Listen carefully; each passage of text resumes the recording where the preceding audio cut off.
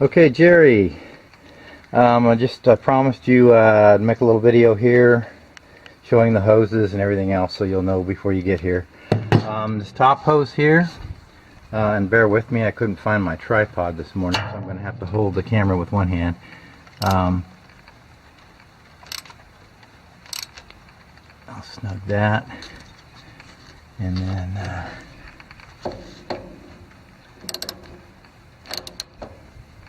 that's nice and tight. The fan belt seems to be the right tension. It's just got a little bit of flex in it, which is what you want. This is the overflow bottle on the radiator. It was at about halfway between min and max here, and so I filled it up. It's a closed system. It works great. Even here in the Arizona heat, you can let this thing idle forever and it'll never overheat. So works great. Let me get down here on the bottom hose. And well, I can't tell what you can see on the camera there, but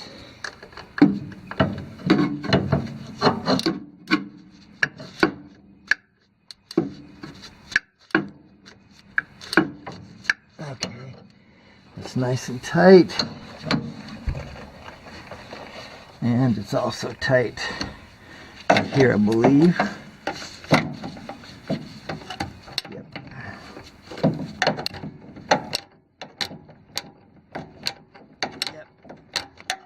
It's actually raining out here.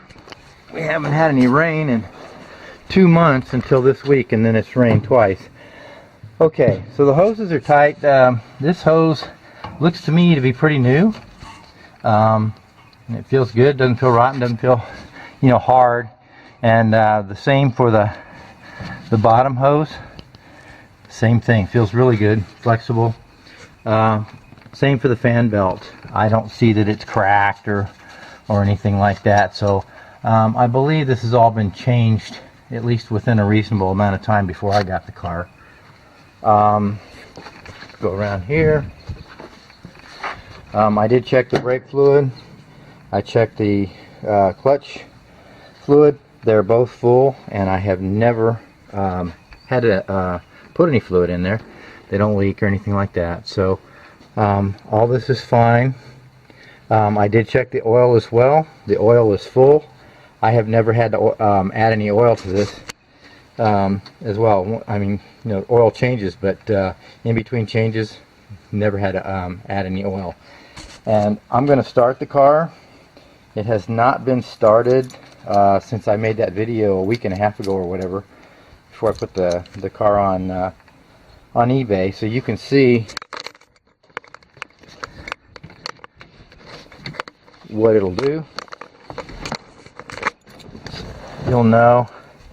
I don't want you to think I started the car and got it warm or anything like that. In fact, I'll turn the key on. I think you can see the temperature gauge there. It's not registering because the car has not been run. I will pull the choke out, put it neutral, and then I'll pump the gas a few times.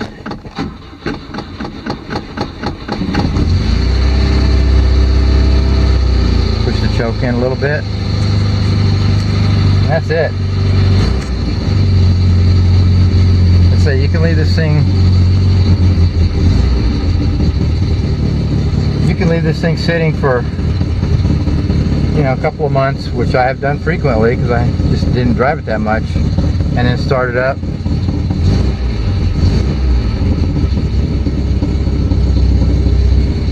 And then once it gets warm, you can push the the choke all the way in. And also, I found something today in the trunk, which was really a nice find. I had thought that the previous owner cut the dash out to put the radio in. The lady I bought it from assured me that they had not done that, but I wasn't sure I believed her. But I found this in the trunk today, and it's a plate that I believe goes right in that hole. I think that was the original plate. I think they just, you can see it's got the the spring-loaded clips on the back. One of them looks like it's got a little part of it maybe broken off. But if you wanted to take the radio out and mount it somewhere else and then put this back to original, it looks like you can do that. I was concerned that they had cut the dash, but it doesn't look like they have. So, so that's it. So see,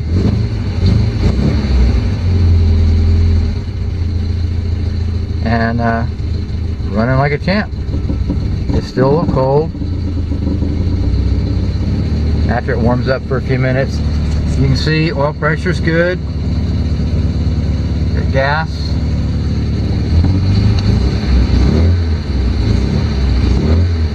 So I don't think you're going to have any problems, but in